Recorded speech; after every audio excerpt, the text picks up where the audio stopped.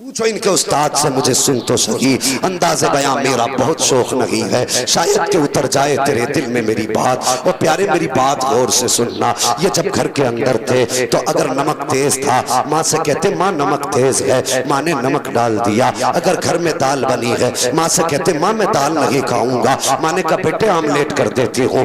جب ان کی طبیعت بدلتی رہی، گھر کے اندر کھانے بدلتے رہے، لیکن جس دن سے مدرسے میں آئے ہیں اگر نمک زیادہ ہے تو کسی سے کہہ نہیں سکتے ہیں، نمک کم ہے تب بھی کسی سے کہہ نہیں سکتے ہیں، کم پڑا تب بھی نہیں مانگ رہے ہیں، زیادہ ہو گیا ہے تو کسی سے کم کرنے کو نہیں کہہ رہے ہیں۔ او یار ہر تک اٹھا رہے ہیں قرآن کے لیے، ہر تکلیف برداشت کر رہے ہیں قرآن کے لیے، ہر پریشانی کا سامنا کیا ہے قرآن کے لیے۔ خدا کی قسم دیکھو تو صحیح، کبھی مدرسے میں آ کے دیکھو، جب یہ گھر لیٹتے تھے تو 3 مرتبہ ماں اٹھ کے چیک کرتی تھی میرے بیٹے کا بدن کھلا تو نہیں ہے، لیکن جس دن سے مدرسے میں آئے ہیں آج کوئی بستر دیکھنے والا نہیں ہے، آج کوئی چادر اڑانے والا نہیں ہے، بدن کھلا ہے تو کھلا ہے، پیر کھلے ہیں تو کھلے ہیں، بستر سے بچہ نیچے چلا گیا تو نیچے چلا گیا ہے، آج ماں بچانے والی نہیں ہے۔ ذرا غور کر پیارے، اگر یہی بچہ گھر پہ زمین پہ لیٹ جاتا تھا تو بسریاں چلتی تھی، یہاں مہینہ ہو گیا ہے فرش پہ لیٹے لیٹے،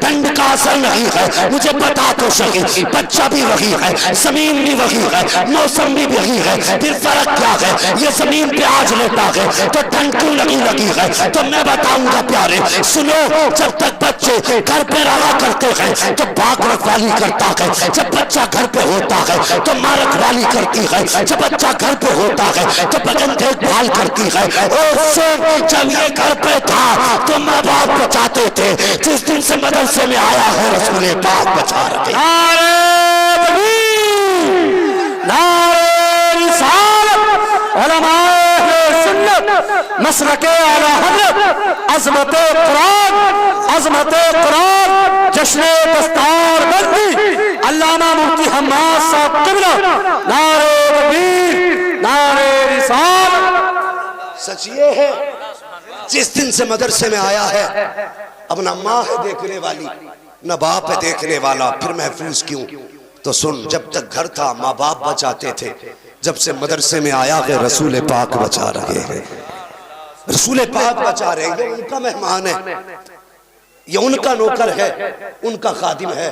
او بھائی مجھے بتا، برا مت ماننا، بات کر بھی کہنے لگا، ارباب ممبر سے صرف دعائیں چاہیے، بہت کڑوی بات ہے، غور کیجئے۔ مجھے ایک بات بتائیے، ہمارے یہاں کوئی میت ہو جاتی ہے، سیدھا کتب خانے جاگا، قرآن کی پیٹی خرید کے لاگا، ہدیہ کراگا، لا کے مسجد رکھ دے گا۔ اور کبھی جا کے مسجد میں دیکھ کتنے پاروں کو دیمک لگ گئی، کتنی پیٹیاں رکھے پرانی ہو گئی، آج تک پارے کھولنے کا نمبر نہیں آیا۔ لیکن ہماری بھیڑ کی چال ہے، رسم چلی آ رہی ہے پارے دینے کی تو اب سبھی پارے دے رہے ہیں۔ مان لو لوک ڈاؤن میں 100 موتیں کہ گاؤں میں ہوئی ہیں، سب نے اگر ایک ایک پیٹی رکھی ہوگی کتنی ہو گئی ہوگی ایک مسجد میں؟ کتنی؟ سارے بولو کتنی؟ 100 پیٹی ہوئی۔ پڑھنے کتنے جاتے ہیں صبح کو قرآن؟ 50 بھی نہیں پڑھتے، 50 بھی نہیں پڑھتے، 50 بھی نہیں پڑھتے۔ 100 پیٹیوں میں 30 پارے جوڑ کتنے ہو گئے پارے؟ حساب لگا کے بچوں